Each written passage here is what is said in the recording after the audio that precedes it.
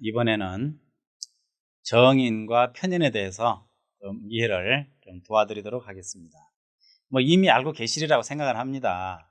그렇긴 하지만 정리를 삼아서 한번 설명해 드리면 그렇구나, 막연하게 알았던 것들도 좀 구체적으로 이해할 수 있으리라고 생각이 됩니다. 표를 보면서 설명을 드립니다. 자, 정인이다.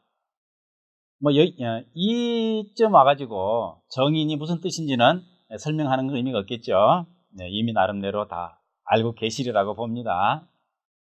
정인이 필요한 경우, 점괘를 적어놓고 어떤 경우에 정인을 찾으러 가야 될 것인가 하는 점을 생각해 보면 되겠습니다. 뭐니 해도 주택에 대해서 생각 안 할 수가 없네요. 많은 질문자들이 집 얘기를 합니다. 집이 나가겠느냐, 팔리겠느냐, 이런 얘기죠. 그때 그 집이 자기가 잠을 자야 될 집이라면 정인이 맞습니다. 그런데 임대를 놓을 집도 있습니다. 또는 점포도 있습니다. 가게죠, 상가. 그것도 집이라고 합니다. 그래서 질문자가 어떤 선택, 즉 용어의 선택이 주택이라 하더라도 집이라 하더라도 해석해 줄 때는 그것이 잠자는 집인지 임대 놓은 집인지 장사하는 집인지 분명히 구분을 해야 될 것입니다. 그렇지 않으면 괜히 오죽게도 안 맞는다, 이런 말이 쉽게 나올 가능성이 있습니다. 잘 생각해야 되겠죠. 그래서 이름으로 분류하지 말고 용도로 분류하세요. 상징으로 분류하시고 그렇게 하는 것이 중요하겠습니다. 그래서 집에 관련된 질문이 주어진다면 이렇게 정인을 찾아서, 정인이 왕성하면 좋은 집, 정인이 무력하면 안 좋은 집, 정인이 축 맞았으면 옮길 집, 이렇게 오면 되겠죠. 그래서 정인의 동태에 따라서 집이 어떻게 될 것인가를 찾아서 풀이해 주면 되겠습니다. 실제로 해보면 어렵지 않습니다. 그 다음에 당연히 정인이니까 어머니 관련이죠. 특히 여기서 모치는 생모를 의미합니다.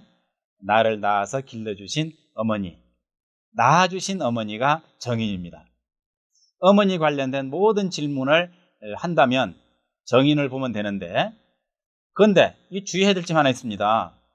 저 어머니에 대해서 물어보려고 그럽니다. 그러면은 안 됩니다. 그때는 일간이 주체가 되기 때문에 그것을 정인으로 하면 안 됩니다. 일간의 정인이 뜻이 아닙니다. 자신에 대해서 이야기를 하면서 어머니를 물었을 때 정인으로 본다는 거, 요거 까딱하면 착각하기 쉽습니다.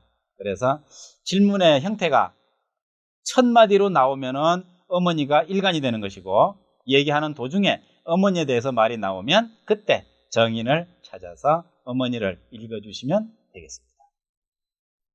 간단하죠? 다음, 공부에 대해서 선생님, 이 관련 선생님이 좋으냐 안 좋으냐, 선생님의 실력이 있느냐 없느냐, 선생님이 나에게 우호적이냐 아니냐, 이 모든 것은 정인으로 볼 수 있습니다. 단 교수님은 아닙니다. 적어도 초중고 이 언저리에서, 중고등학교는 담임 선생님이 되겠죠. 왜? 나를 돌봐주기 때문에 정인으로 볼 수 있습니다. 특히 초등학교, 가장 잘 어울리는 경우라고 하겠습니다. 다만 초등학교의 경우에 선생님을 잘 물을 일은 아마 없는 것 같습니다. 질문 받아본 결과로 생각해 본다면. 그래서 초중고에서 정인은 선생님이라고 볼 수 있다. 학원 선생님 아닙니다. 그 점을 구분하시면 좋겠습니다. 또 공부가 잘 되느냐 안 되느냐도 정인입니다. 선생님뿐 아니라 자기 이제 자녀의 공부를 얘기할 때 정인을 놓고 관찰하면 되겠습니다. 정인이 쟤한테 맞았다, 공부 안 되겠죠. 정인이 무력하다, 하려고는 하는데 원활하지 않다, 이런 식으로 이해하면 되겠습니다. 다음에 교육 관련이라고 했는데, 이것은 이제 임용고시도 포함할 수 있습니다. 다만 임용고시를 생각할 때 정관을 함께 봐야 된다는 것이 중요합니다. 그래서 교육자라는 말을 참고로 적용할 수 있으면 이 부분은 혼란 없이 대입할 수 있을 거라고 생각은 됩니다만은, 임용고시는 정인과 정관을 같이 봐야 될 경우에 해당된다. 그냥 일반적인 교육은 정인으로 볼 수 있다. 이렇게 이해를 하겠습니다. 학업과 교육은 어찌 보면은 학업은 자기적인 일이고 교육은 행정적인 일일 수도 있습니다. 참고하시면 분류가 큰 분류는 아닙니다만은 좀 세분화시켜서 같이 다 정인으로 본다. 이렇게 이해를 하겠습니다. 교육자라는 것은 보통 선생님인데 스스로 직업을 볼 때 교육자라는 길로 가면 어떨까라고 물었을 때 이렇게 참고되겠죠. 정인을 찾아서 정인의 동태에 따라서 그쪽이 가능하다, 어렵겠다, 다음 기회를 봐라, 이런 해석을 할 수가 있을 때 필요한 대목이 되겠습니다.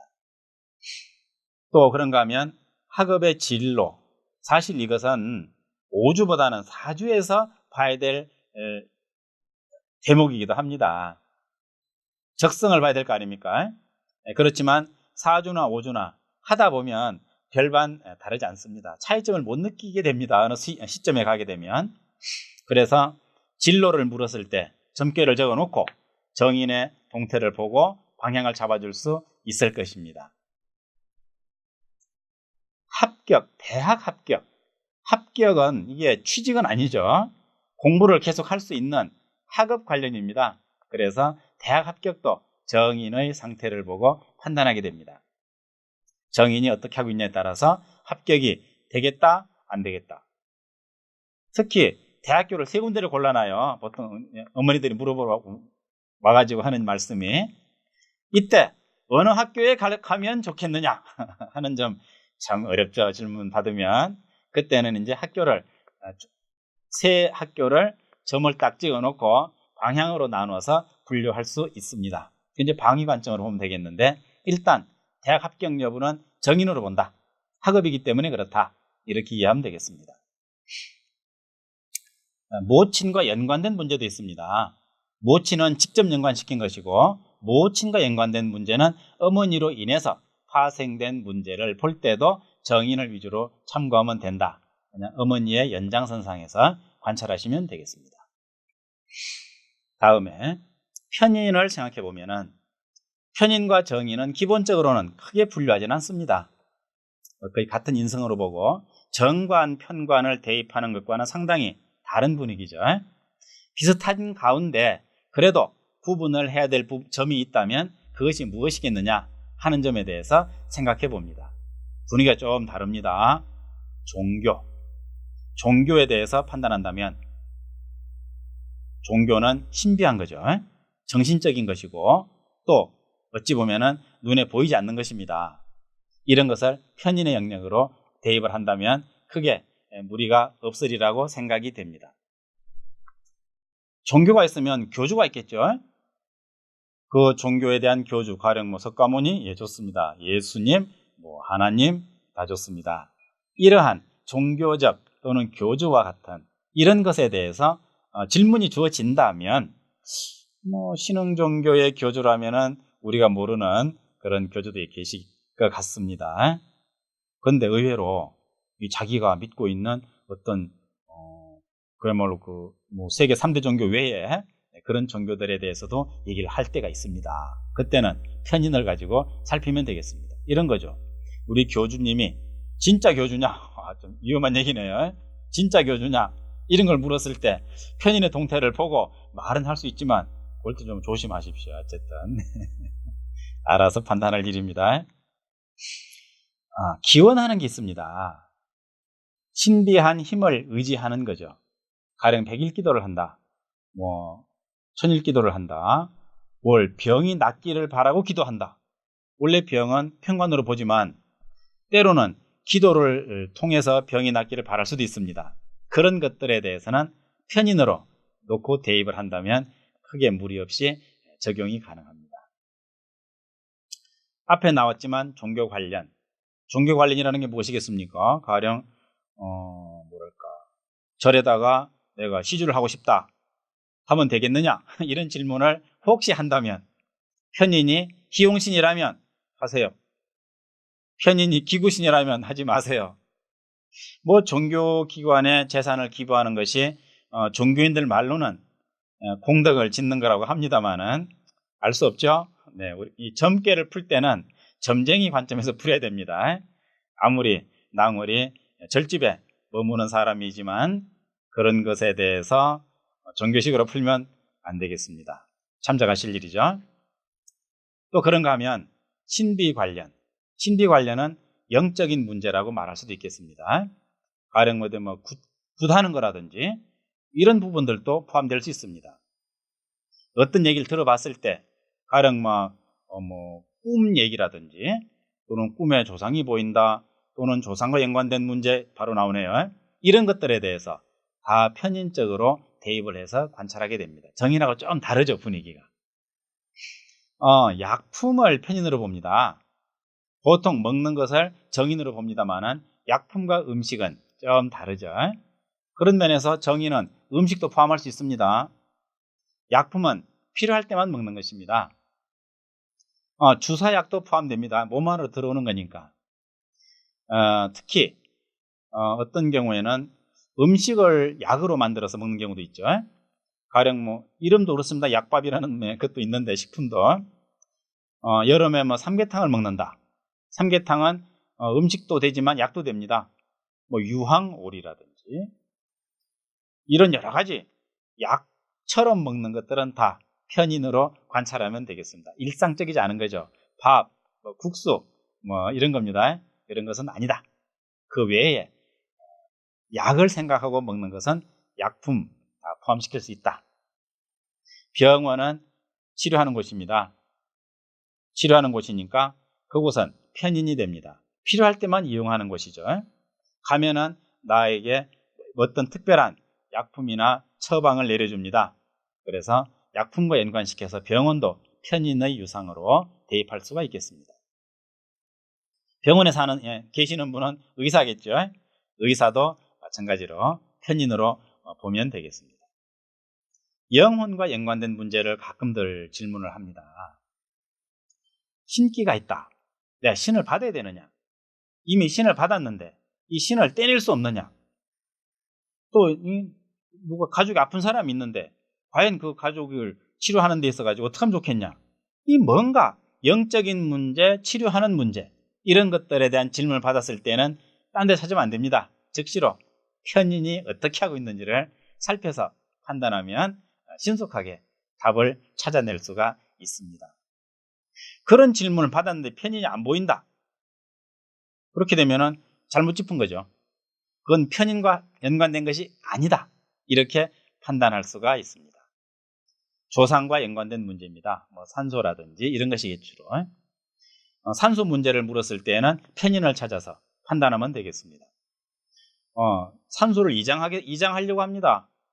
지금 산소가 나쁘다고 합니다. 누가 얘기하는데 그 산소가 나쁩니까?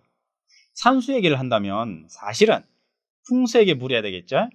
그렇다면은 풍수가가 그 현장에 가서 나경을 들고 좌향을 살피고 지기를 살피고 주변 형세를 보고 판단해야 될 일입니다만은 그 사람이 오죽백에 물었다면 일단 나와 인연이라고 생각을 해서 편인의 동태를 봐가지고 판단하면 됩니다.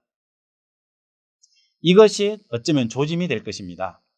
곽 선생이 임상한 사례를 한번 살펴보면은 꿈에 어떤 꿈을 꾼 걸 가지고 곽 선생님한테 물었을 때 조상 산소에 대해서 판단을 했는데 막상 실제로 그게 부합된 경우가 있었다더군요. 그런 점에서 편인은 영적인 문제, 종교적인 문제, 질병, 치유 관련 문제 이런 걸 의미하는 걸로 보고 정인은 나에게 에너지를 주는 문제나 학업 관련이나 어머니 문제나 이렇게 범위를 좀 좁혀가지고 그 중에서도 분류할 수 있는 만큼 나눈 다음에 적용을 시킨다면 실제로 대입을 할 때도 큰 어려움 없이 잘 적용을 시킬 수 있을 걸로 봅니다. 이외에 어찌 정인 편인에 해당되는 것이 이것뿐이겠습니까? 참 여러 가지 상황은 이제 임상 자료를 통해서 그때그때 대입하는 걸로 보완을 하면 훌륭한 이해가 되지 않겠나 생각해 봅니다. 여기까지 말씀드리겠습니다.